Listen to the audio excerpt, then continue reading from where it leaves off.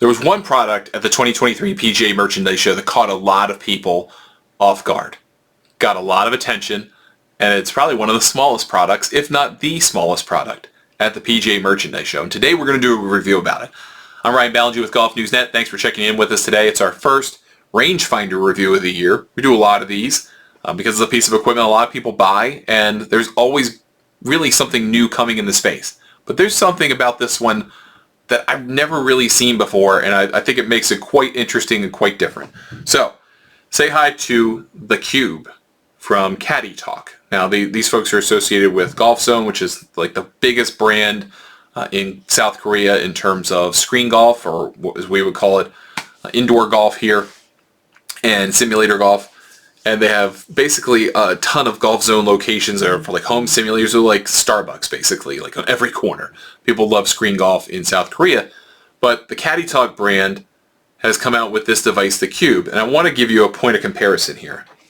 This is my phone, right? This is a ZG21 Galaxy, right? Look at that in terms of size and compare the Cube to it. Like, it's barely half the size of my phone, and it's not even the full width.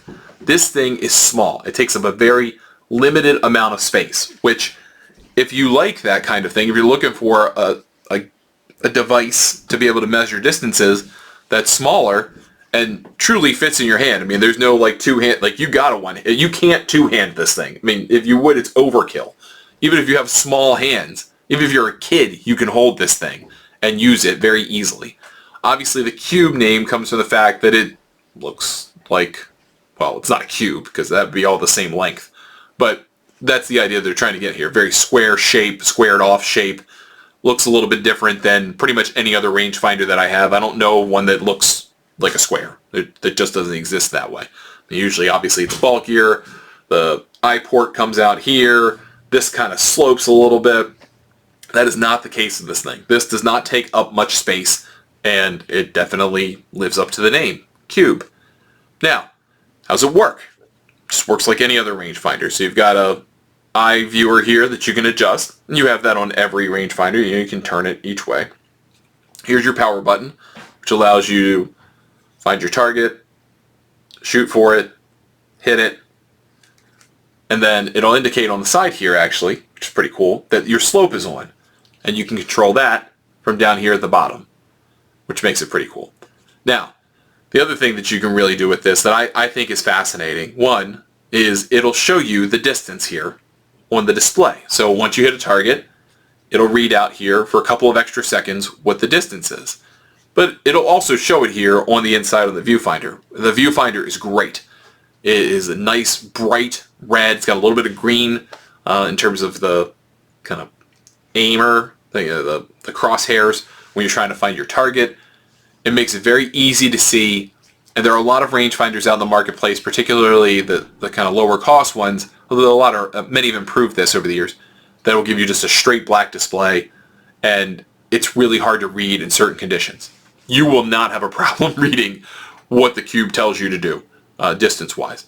And then you can turn slope on and off, so this can be tournament legal. Makes it really easy. The Cube also has a cool function when you are shooting distances, and it accounts for temperature, altitude, and humidity in the calculation that it gives to you. So it accounts for how hot it is, how humid it is, and when both those things go up, the ball actually goes farther. And then, of course, the higher you up in terms of altitude goes farther. So it's good to have those calculations included along with slope in the measurement that it gives you, along with the actual distance. So it kind of acts a little bit like a caddy.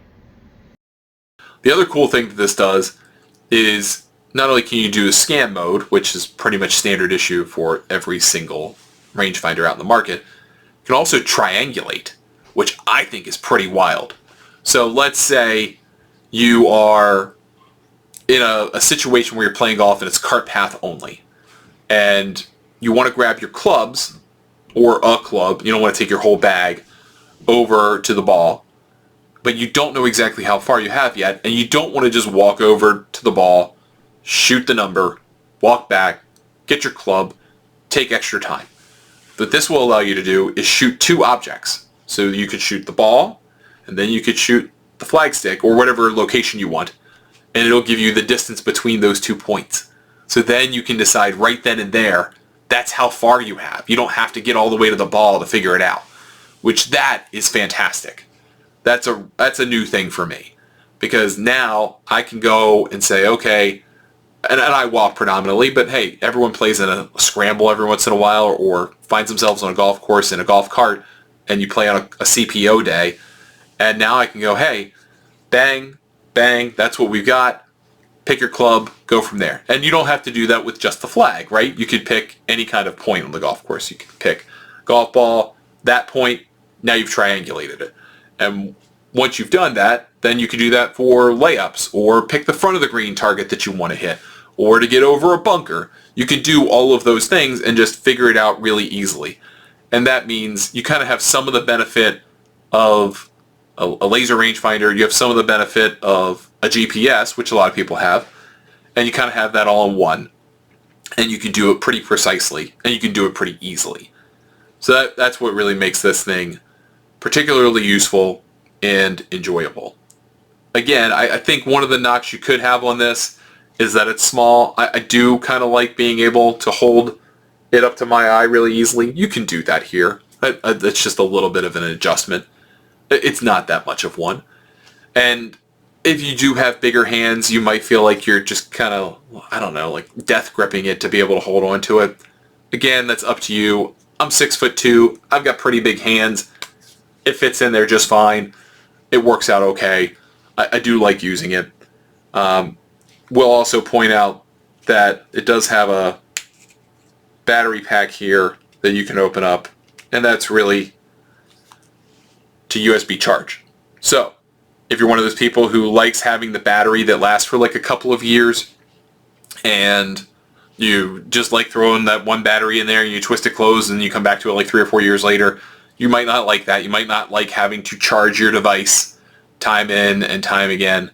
But I think there are some people who do like that. I'm kind of neutral about it. I mean, I charge my phone, my kids' tablets, my computer. What don't I charge? So yes, that's maybe another thing, but it works using the USB format that we all know and love. We have 25 different chargers for these things.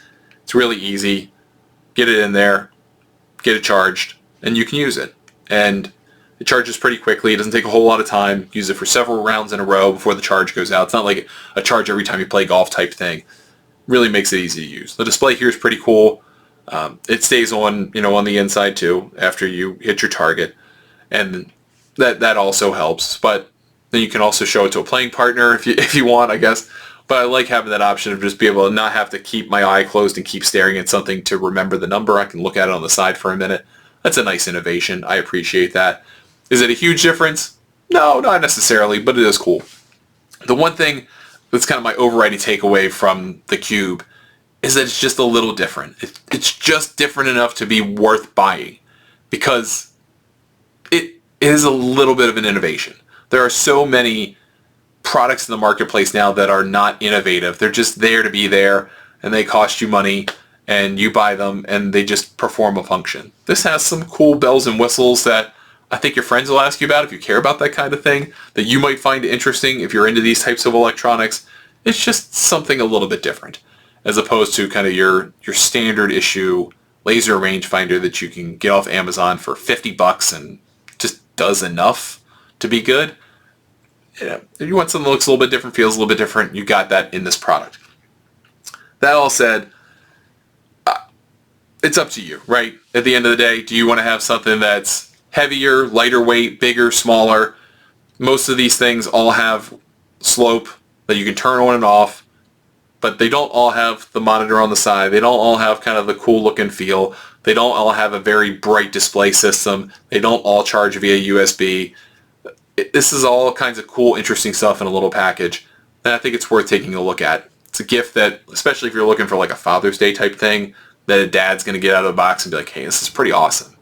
I think I feel loved and cared for on Father's Day, and it's something they're going to be able to use for years to come.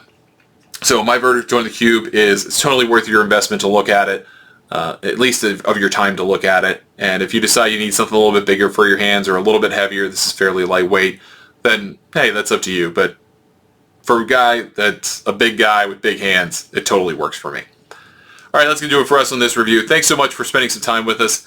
If you have any questions about this product or any other we review on this channel, please leave a comment. You can find me on social media at Ryan Ballengee on Instagram or Twitter. Thanks for watching.